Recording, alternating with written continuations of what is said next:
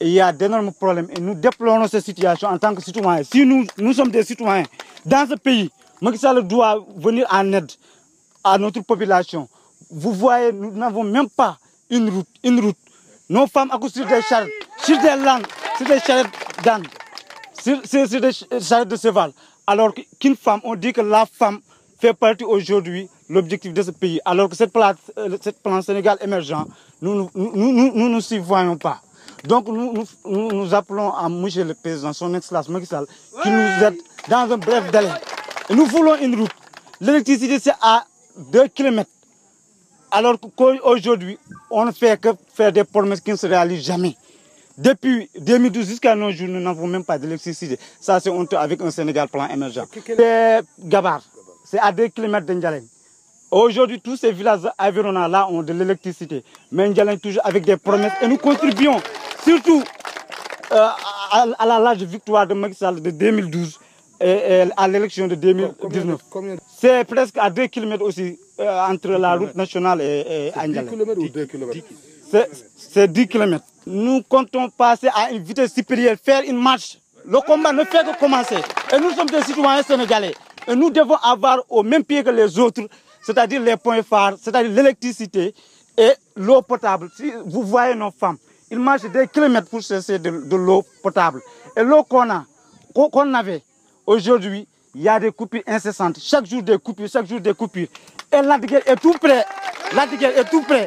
Au même cas où Dakar est alimenté avec de l'eau potable, nous ne sommes même pas considérés, nous n'avons même pas de l'eau potable. Et nos enfants, chaque jour, ils ont des maux de ventre, des diarrhées à cause de cette eau-là.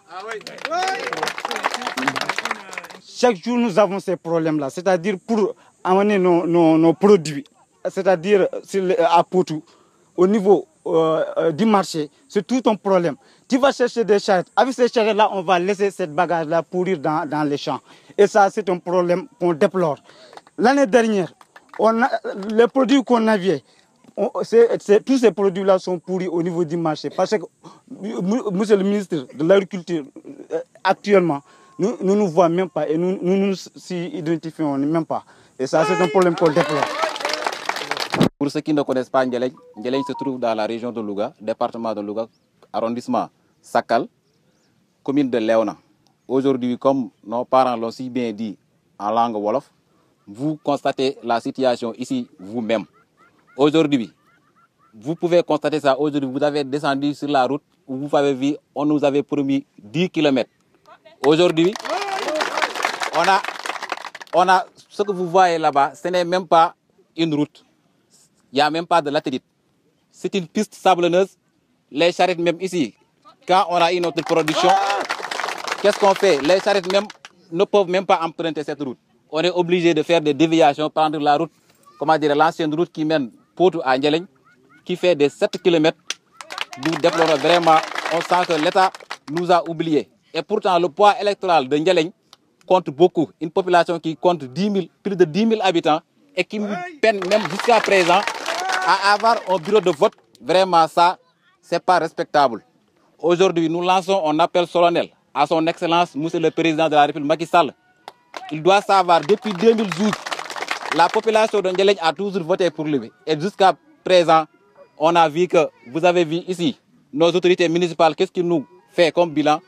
Cette case de santé que vous voyez qui est dans une situation déplorable, et cette école. Et cette case de santé que vous voyez là, c'est le projet Objectif millénaire pour le développement OMD qui a fait ça. Et depuis lors, c'est nous, la population même, qui débrouillons. On a ici, le président Issa l'a si bien dit, on a confectionné, on a réceptionné une organisation appelée Association pour le développement de Mbandji. C'est cette même association qui se charge de cotiser chaque année 6 000 francs. On a eu à construire une boîte pharmaceutique. On a confectionné le logement du sage-femme qui est ici. Mon grand parent, M. Ndjogoka, l'a si bien dit. Il nous a longtemps dit ça. Il a dit qu'il avait un accord avec le ministre, l'ex-ministre Aly Ngouille Ndiaye, l'ex-ministre des Mines, Aly Ngouille Ndiaye. Mais jusqu'à présent, pourquoi nos autorités ont refusé de signer cet accord? Qu'ils nous disent quel est le problème. Nous, N'Djaleng, pourquoi on ne mérite pas cette électricité? Mais vous pouvez le constater vous-même. Regardez cette carte de santé-là. il y a des panneaux solaires là qui ont, ce sont ces autorités municipales qui l'avaient mis. Aujourd'hui, ça ne fonctionne plus. L'école, il n'y a pas d'électricité. Aujourd'hui, même pour charger un téléphone portable, on est obligé d'aller à Potou ou bien à Gabar, qui sont des villages qui sont ici tout près, à 2 km de la route des Niayes. Et aujourd'hui, nous vous disons que le combat ne fait que commencer. Les malades, vous avez vu 7 cas de santé, ne peuvent pas assurer même pas un accouchement digne de son nom. Aujourd'hui, les malades sont évoqués sur des charrettes, des chevaux, des lames. Vraiment, à cette période où on dit Sénégal émergent, vraiment, c'est déplorable. Vous-même, vous pouvez le constater. À votre arrivée, vous avez vu des femmes puiser dans des puits. Ça, c'était émergent? Regardez cette puits-là. Des femmes qui se réveillent à 4 h du matin, qui laissent leur mari coucher, qui se mettent des queues pour avoir cette liquide précieuse, et surtout en cette période de pandémie de la Covid-19, où on oblige les gens de laver régulièrement là. Mais nous, ce qui nous nécessite aujourd'hui, c'est ce qu'on boit. Cette liquide, on peine même, on ne se lave plus. Aujourd'hui, le combat ne fait que commencer. On avait prévu une marche, mais vu la situation et l'état d'urgence, on a obligé de faire une déclaration. Le combat ne fait que commencer. Si notre revendication ne sont pas prises en compte par le chef de l'État ou bien les autorités municipales, on va marcher. On va marcher et nous n'expliquons même de barrer cette route, la route des Niayes, et le combat ne fait que commencer. Pourquoi pas? Évidemment. On a marre. Quoi? Regardez. Hein? Qu'est-ce que vous comptez faire? Si, mais en tout cas, pour le moment, ce que nous comptons faire, si ces revendications que nous faisons ne sont pas prises en compte, nous allons vers une marche. Ñu am jafe-jafe tey yoo xamante ni nii ñu ngi koy jànkuwanteel ci suñu village bi ci Mbandji tey vraiment jafe-jafe bi ci jëkk mooy ñun ay béykat lañu ay béykat soble lañu maraîchage donc ñu am jafe-jafe yoo xamante ni nii ñu ngi koy jooytu président de la République du Sénégal yan jafe-jafe la ñu am dañu nekk dëkk boo xamante ni nii mu ngi am 10 500 habitants vraiment ñu war a am yoon woo xamante ni nii suñu mbéy mi bu ñoree foofu la ñuy ñu jaar foofu ñu mën a jël suñu mbéy mi suñu soble bi ak suñu carotte beeg yooyu ñu yóbbu ko ci marché yi waaye instant yii nii vraiment dañu am jafe-jafe amuñu yoon bu loolu jeexee ñu war a am courant boo xamante ni nii bu ñu béyee ba pare dañuy ci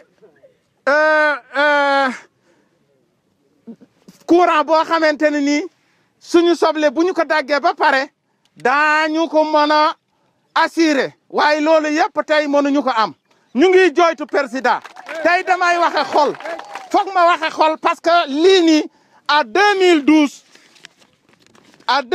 ñu ngi demandé woon courant ba Aly Ngouille Ndiaye signé woon ne courant mu ne incha allahu dinañu may courant waaye boobu ba léegi gisuñu kenn président dafa mel na ne yëguñu président dafa mel na ne dëkk bi yëgu ko te ñun dañuy woo président waa Mbandji ñoo la wotel fii à 100% waa Njalañ ñoo la wotel à 100% fii yaakaar naa ne bu dul woon ñoom président doo toog bon nag président ñu ngi lay woo ci dëkk bi ñu ngi lay wax courant amu fi ñu ngi lay wax yoon yi manqué na fi ñun nag jafe-jafe yooyu la ñu am yaakaar naa filmé ngeen tool yi filmé ngeen suuf si filmé ngeen kër yi filmé ngeen ni ñu dëkke moo taxit tey ñëpp génn nañu am na ñoo xamante ni ñu ngi ci suñu gànnaaw bëggoon nañu ñëw waaye comme nag instant yii nii corona bi dafa am nit ñi mënuñu génn à 100% mais vraiment naqari nañu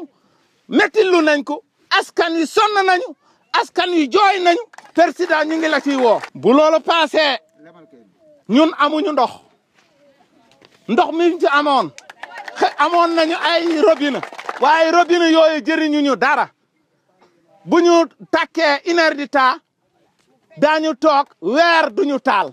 amuñu ndox forage yi amul ndox président ñu ngi ko ci woo encore vraiment. ci wàllu kër docteur nag. ci wàllu kër docteur am nañ fi case de santé kenn ku ne gis na ko amul bunt amul fu ñu fajoo amuñu docteur amul ñu dara fii dëkk la boo xamante ni ma ne la dëkk bu gën a dellu ci gannaaw mooy Mbanji ak Njeleñ. yéen a ko gisal seen bopp gis nga ni mu fermé nii la mel amul dara amul lenn loo xamante ni nii am nañ ko pourtant suñu diggante ak tali bi bu ñu amoon 10 kilomètres rek ñun li nga xamante ni nii am nañ ko fii daañ ko mën a génni mën ko yóbbu ci marché bi muy soble bi ak carotte bi waaw courant bi tamit ñu ngi koy jooytu vraiment courant bi moom mooy tax ñu mën a aar suñu tool yi moom mooy tax suñu soble bi duñ ko mën a sàcc waaye luñ fi béy tey dara mënuñu ko génne suñu xale yi am na defaral nañu leen fi ay mbaar daanaka ay mbaar laay wax mbaar yi président xale yi ñoom ñoo yor réew mi tey xam nañu président lii xam naa ne président da koo yëgul président bu ko yëgoon dina ñëw jàppale ñu si lii amuñu xale fi ñuy jànge benn jàngalekat moo fi nekk weer day toog weer duñ ko gis su ma yeboo ma lay at mi daal daañ ci jàng ñaari weer te loolu ñun nag dëgg-dëgg dañu yaakaar ñun moom dañu fàtte ci réew mi ñun dañu sentir sa Sénégal fi mu nekk nii carte d'identité moo ñu boolewaan bokk ñu Sénégal ñun yaakaar nañ étranger la ñu Sénégal parce que tali bi fii 10 mètres kilomètres mën ñu ko am santé bi gis ngeen ko fii jigéen dañu am doom ci kaw saret mbaam yi fii guddi gi jigéen bu ñu fi génnee suñu doom yi leen tëj parce que jaani mën ñu leen mat amul courant suñu production yi bu ñoree fii de yàqu ci biir àll bi gis ngeen forage benn jour lay takk leen wala benn heure dañuy toog fukki fan duñu gis ndox wala weer Njeleñ nag ak Mbanji boole lañ seen doole fi mu nekk nit ñi bari nañu mais dañu leen toog la ci kër yi ñun daañu wax seen aajo fi mu ne xam da lañ bëgg président de la république moo xam ne ñun Njeleñ sonn nañu te lii nag bu dàqul dañu def ci leneen de combat bi dañ koy continuer parce que sonn nañu waa commune rurale de Léona nan ñu xam ne ñun waa Njeleñ ñu ngi dund deewuñu ba léegi dañuy dund dëkk boo xam ne amul tali amul poste santé docteur nekku fa seen école amul miir benn mètre moo fay nekk 2500 xale ñu ngi fi ñetti xale ñoo ci jàng wala fukk xam nga dëkk boobu ne day avancé day tardel boppam ñun nag bitim réew lañu ne woon li ñu amoon yëpp indi woon nañu fi dugal ko ci tool yi ak dëkk bi case santé bii lii ñun ñoo ko defar fii nii jaayante ko defar mooy poste santé mooy néegu sage-femme de ba léegi defar nañ fi pharmacie bu ndaw mais dara mënul dox parce que joxuñu dara dañu fàtte lancé nañu na Macky Sall nañu jàppale ci lii ñu xam ne yaakaar nañu ko parce que vraiment bu ñu leen déggul lan ngeen nar a def bu ñu déggul nag affaire bi combat bi day continuer daañu dem ci marché daañu def di grève de la faim parce que lii suñu bakkan lañ ciy teg dañuy sonn en tout cas daal fi mu nekk nii combat moom day continuer wax nañu Macky Sall nañu jàppale te yàlla tax parce que fii ci dëkk bi dafi am ay 5000 électeurs 5000 électeurs dëkk fii gagné te amu fi beneen opposant bu fi nekk ñun ñëpp ñu boole suñuy jigéen suñuy doom suñuy set ñu boole ko jox ko kon nag moom wax dëgg yàlla commune de Léona village de Mbanji ak Njeleñ ñu koy woo mu ñëw wàllu si bu gaaw a gaaw a gaaw a gaaw a gaaw sinon lii day continuer wasalaam